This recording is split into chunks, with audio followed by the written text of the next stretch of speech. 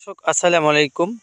জারা ঘাস এখনও সেরা ঘাস, এই লক্ষ্য সামনে রেখে আজকের এই ভিডিওতে কথা বলা হবে।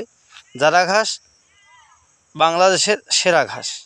এই ঘাসটি সুপরিচিত, বাংলাদেশের একজন সুপরিচিত ঘাস। এই ঘাসটি সবাই চেনে, সব খামারি চেনে।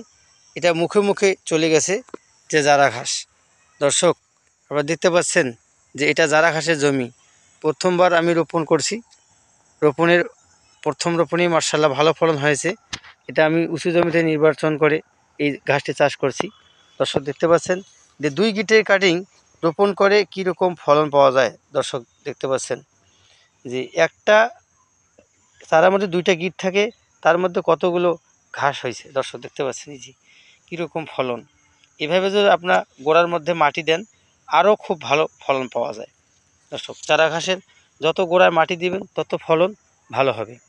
যারা এই জারা ঘাসের চাষ করতে চান, জারা ঘাসের বিস্তারিত জানতে চান, অবশ্যই ভিডিওটি তাদের জন্য। অবশ্যই ভিডিওটা আপনার শুরু থেকে শেষ পর্যন্ত দেখবেন। যে কোনো জিনিস শুরু থেকে শেষ পর্যন্ত দেখলে সমস্ত কিছু জানা যায়।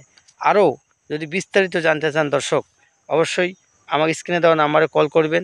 আমার কাছে এই জারা ঘাসের পরিপক্ক মানের কাটিং আছে এবং ঘাস চাষ সম্পর্কে পরামর্শ নিতে হলে অবশ্যই আমাকে কল করবেন। অবশ্যই আমি আপনাদের বিস্তারিত জানিয়ে দেব।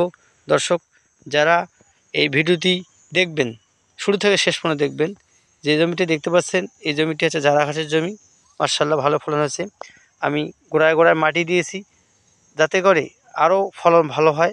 এই জারা ঘাসের নিয়ম যে যত গোড়ার মধ্যে মাটি দিবেন তত জারা ঘাসের ফলন ভালো হবে।